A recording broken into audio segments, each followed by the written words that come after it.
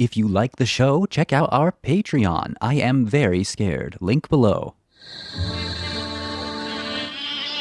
So, you thought this was going to be just an ordinary Halloween. Well, Nick or Treat Halloween giveaway. Yourself in the picture by entering the Nick Takes Over Your School Sweepstakes. Nickelodeon Slime Time Sweepstakes is back. Nickelodeon's 12th annual Super Toy Run, brought to you by Kids R Us, Toys R Us, and the home of the original toy run, Nickelodeon. Ah, the sweepstakes. Remember when you were younger and TV was still relevant? Your favorite episode of Rocket Power or Hey Arnold would be interrupted by the all-powerful commercial break so that advertisements could be beamed straight into our malleable little baby brains. Nowadays, we are blessed with divine gifts like adblock. But back then, we were at the mercy of the broadcast, and yet we didn't really mind. In fact, we loved seeing the Kraft cheese dinosaur. It's Cheezosaurus Rex. Or singing along to Baby Bottle Pop. It's a baby bottle pop, baby bottle pop. But, in a way, the most exciting ads of all were the sweepstakes, because they were real. The magic of TV spilled forth into reality. Imagine! You could win a trip to Roswell, New Mexico from Cheetos. One lucky winner in the Scarathon Sweepstakes will win a trip to mysterious Roswell, New Mexico. You could win a Jimmy Neutron rocket ship clubhouse from Danimals. One Jimmy Neutron rocket ship clubhouse. You could win Nickelodeon coming to your school to serve Chuck E. Cheese pizza. And serve Chuck E. Cheese pizza in your cafeteria. Which is exciting, probably. Poggers! It just seemed like, when I was a kid, there were sweepstakes everywhere, with all kinds of prizes. Like the world was full of boundless opportunity. And I always dreamt of winning, but I never even entered, so that'll hurt your odds.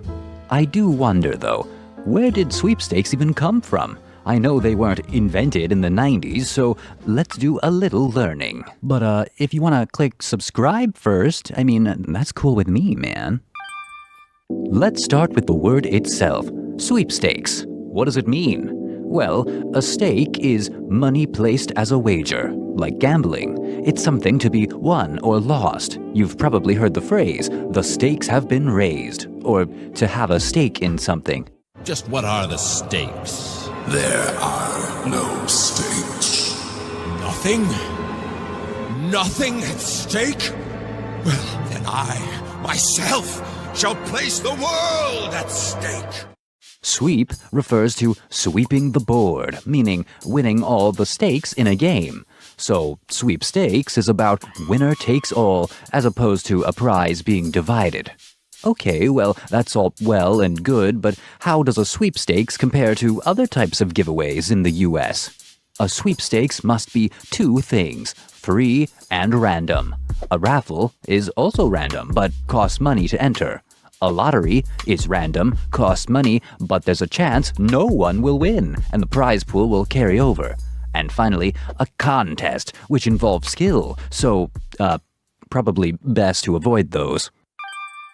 Sweepstakes go all the way back to the 15th century. Look at this clip. One I looked up was the first English lottery was in 1569, and it was run by Elizabeth I, and it was because she needed money, get money to fund a harbor project at the time. Dang, dude, imagine the Queen offering you a free iPod Nano. By the 19th century, the word had become associated with horse racing, like in 1930, when the Irish Sweepstakes was established to finance hospitals in what is now modern-day Ireland. At the time, lotteries were generally illegal in the UK, US, and Canada, but that didn't stop millions of tickets from being sold. Power to the players. Unfortunately, it turned out to be one of the biggest scandals ever. The founders only sent 10% of the money raised to the hospitals, while they themselves pocketed over £100 million. Boy, those must have been some big pockets.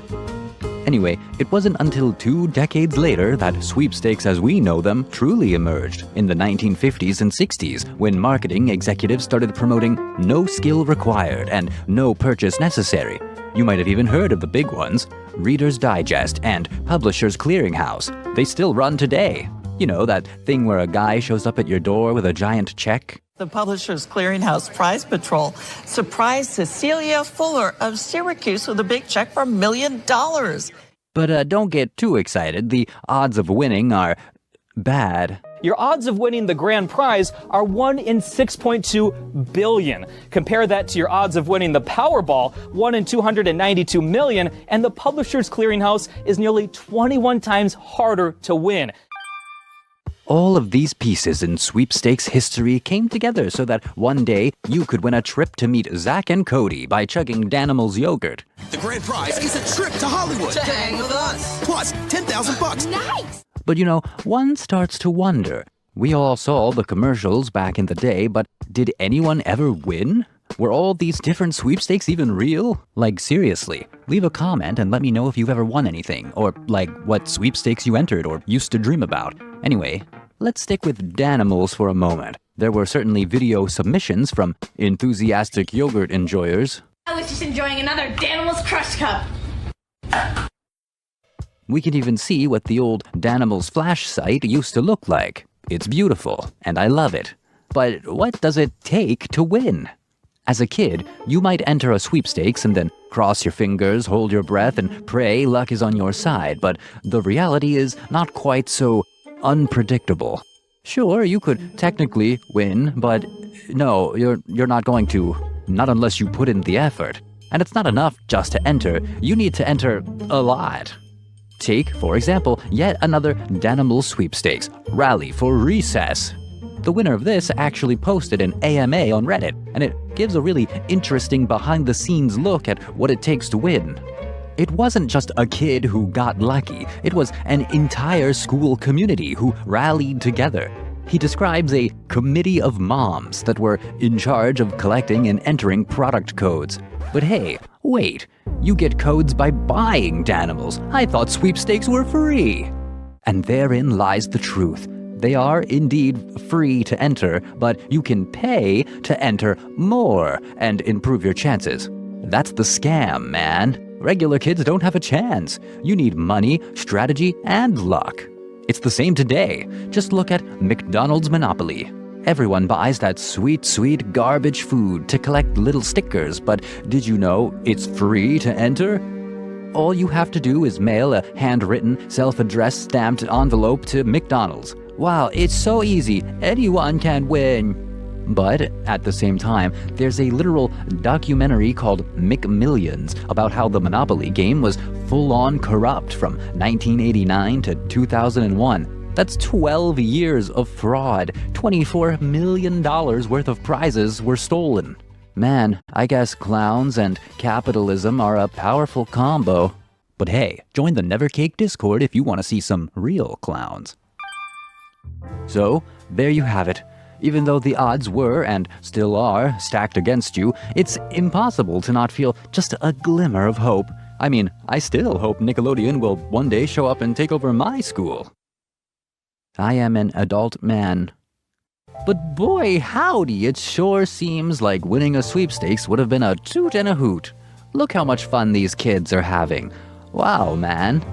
Let's see what the winner had to say about it. What is going to be, you think, the thing that you're looking most forward to today? The money.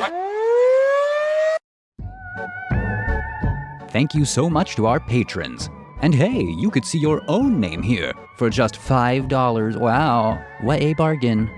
Thanks for watching. Leave a comment, like, subscribe, help me.